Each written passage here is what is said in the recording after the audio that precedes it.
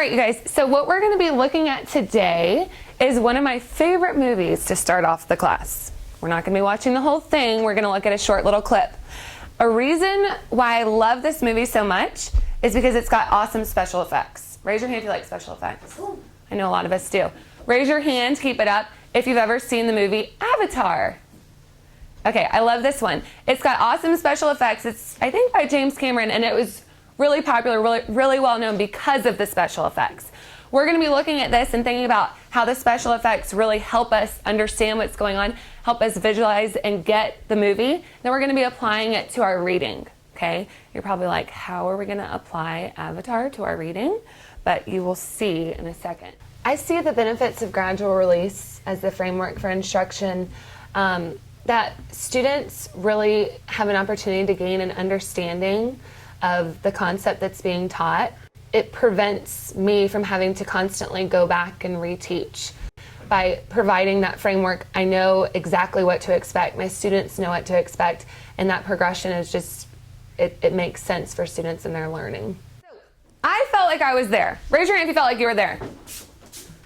The special effects definitely help.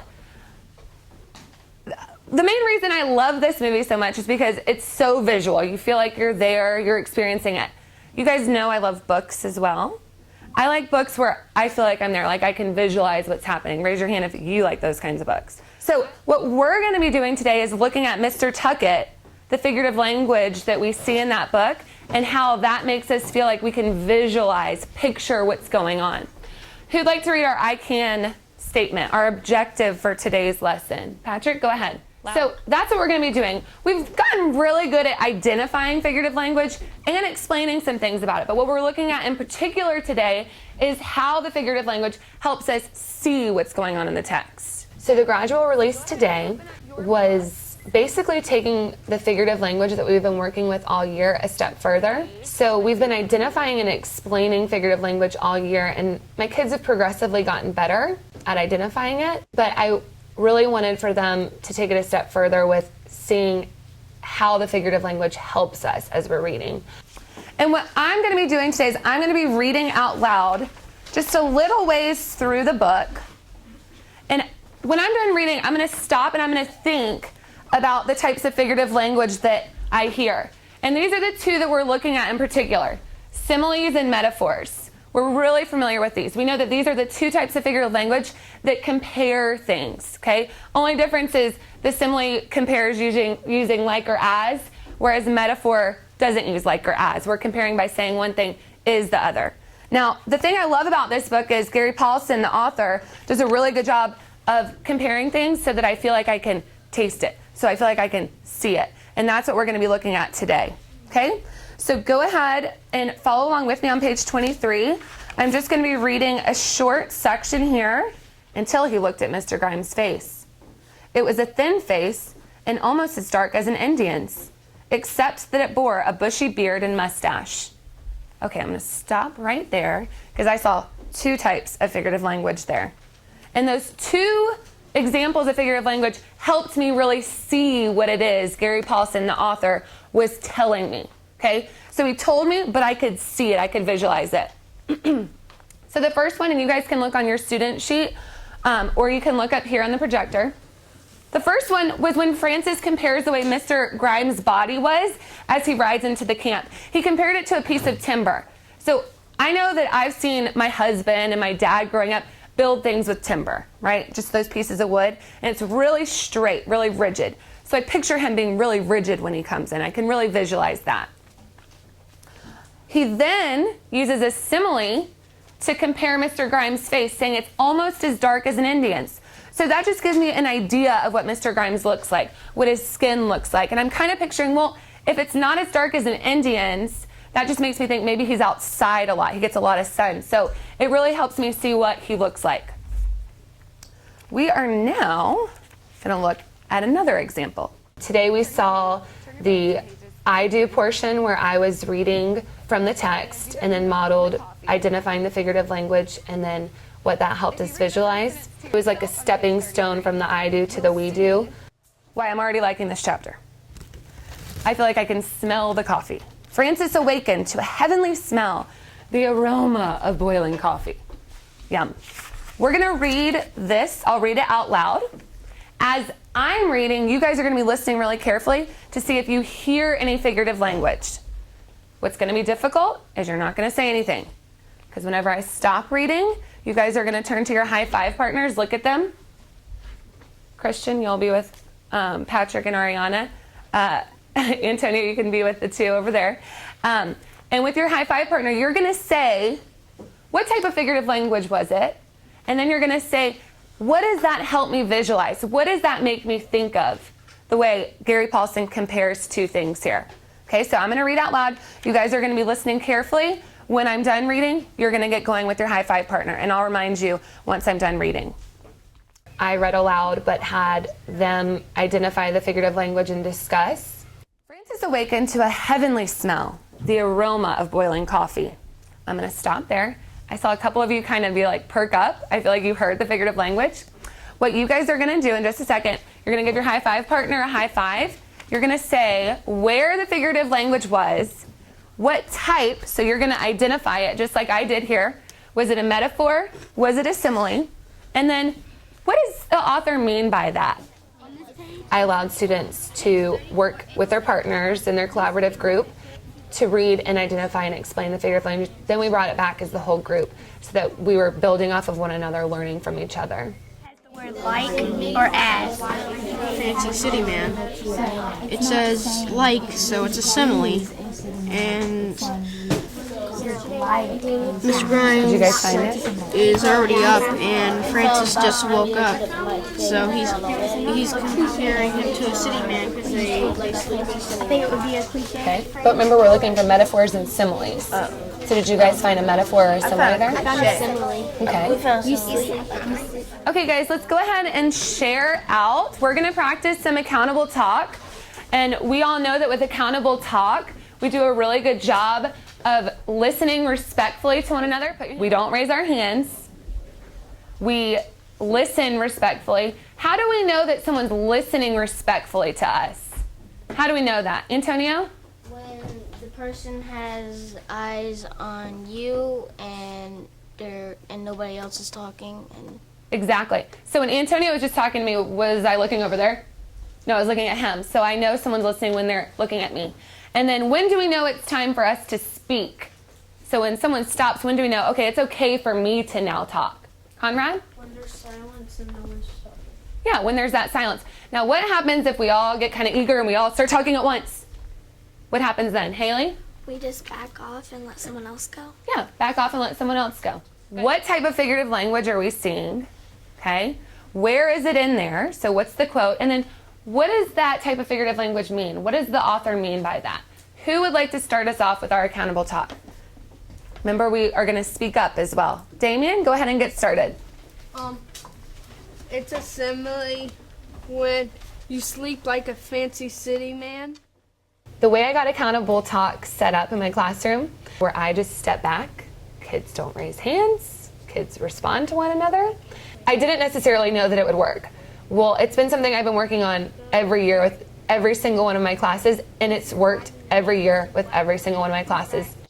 A fourth of my class are ESE students this year, and they also participate in the accountable talk.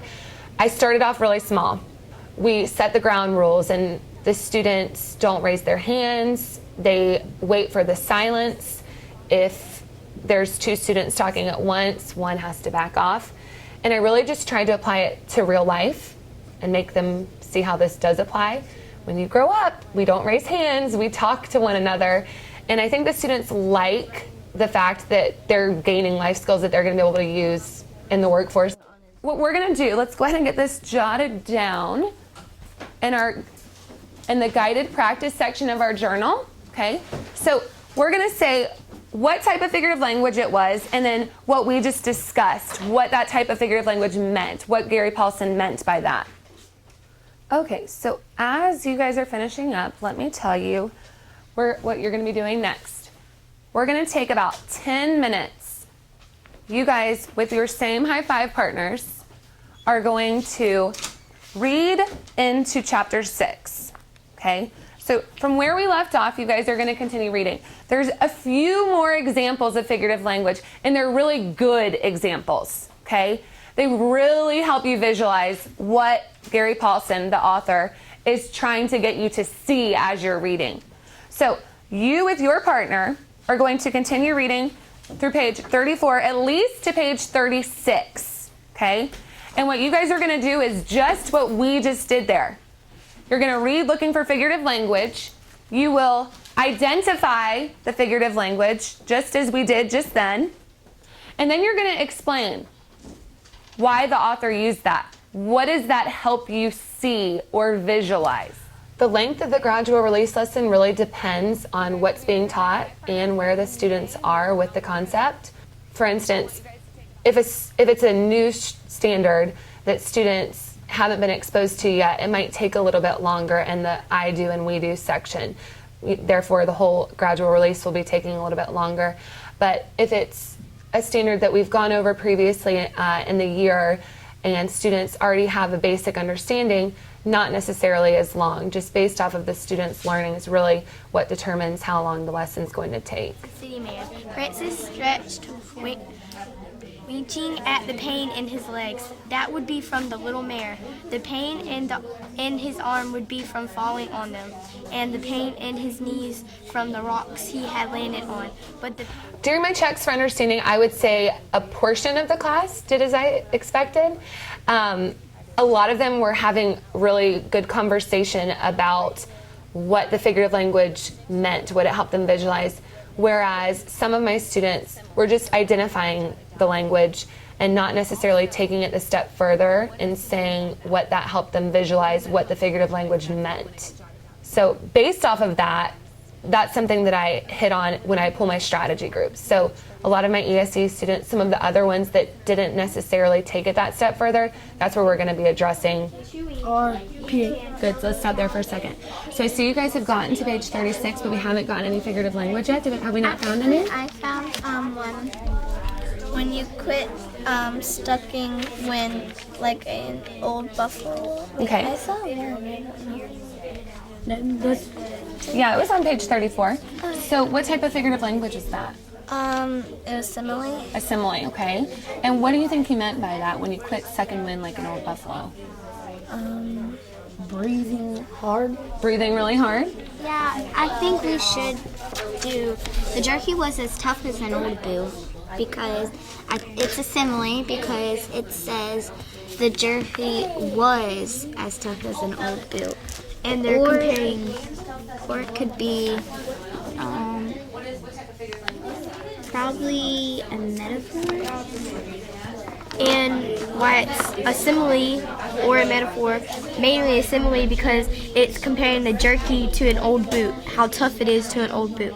I know how to model based off of the students. So it's not my intention to stand up and go on and on for students and consistently be talking and them listening to me, because when that happens, they just shut down. So my model generally isn't too long, but I know when it's time to release based off of checks for understanding, whether it's a turn and talk with a neighbor, where they're talking as a whole class and getting to respond to one another, or just going around and listening to each other. So just for us to wrap up everything that we were talking about today, we've gotten really good at identifying figurative language and explaining some things about it. Okay, so today is Thursday. Let's all turn our attention to our schedules for Thursday. Okay, guys. My rotations are based off of data from CGAs, iReady, classroom assessments. So it's not just from one source or one piece. I pulled that group because of something that we did in class. We did a Paideia seminar last week, and it went wonderfully because my students are used to accountable talk. But these students didn't chime in as much as I would have liked, so that's why I pulled it back into a small group. I would rather go to school. Adele says, but the family needs the money.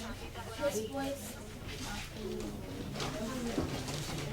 The graffiti wall, it's helpful for some of the kinesthetic learners, just getting to move, but This way I'm getting to see some of their responses, some of their ideas as they're reading, and getting them to interact with the text as they're reading as well. They also have a read to self log where they log down the answers to some questions, some guiding questions. Make a puzzle. 8 puzzles match each type of figurative language with its definition and an example from the story. Write your answers on the recording log, which is this. So you would use these and you would put them in the parts that go, like this would probably be the example, and you have to match them up and copy the things down. And then you have to highlight the figurative language things, which is here, what the metaphor, simile, personification, hyperbole, alliteration, and you'd find these and highlight them and write them down. I'll see some students that are below grade level in just about every standard but one. And the fixer and the teacher in me wants to address all of those, but I know that I can't at once. So what I do is a little bit at a time. We choose 2 standards a week that we focus on. That way, the students that need more work in that during their strategy work, they get more work. I pull the strategy groups to go over, reinforce those standards, those strategies. And my whole goal is to make it so their work is meaningful by having them just answer 3 questions really quickly, based off of what they did. By writing on the graffiti wall, by doing those sorts of things. I'm checking to see if they're getting it. Therefore, they know that I'm checking that they're doing it, so they know it's meaningful. They know that what they're doing has a purpose. My process of organizing and keeping up with all the papers has been a lengthy one. It didn't happen overnight. So what I found was something that worked for me and for my students. I give them a schedule that they know that they are going to follow. They have that schedule. It changes per week, but the schedule is based off of CGA data. Well, for me, gradual release at first was a little bit new, but from the beginning of the year, I feel like I've gotten so much more comfortable with it, and my students have. And the thing about implementing it is, if you get into the framework, if you get into the routine of the I do, we do, they do, you do, not only is it easier for me, it's easier for the students. They know what to expect. They know that I'm going to be showing them first, and then we're going to be doing it, and then they're going to get a chance. And I just feel like we all know that students are really into routines. Kids are routined.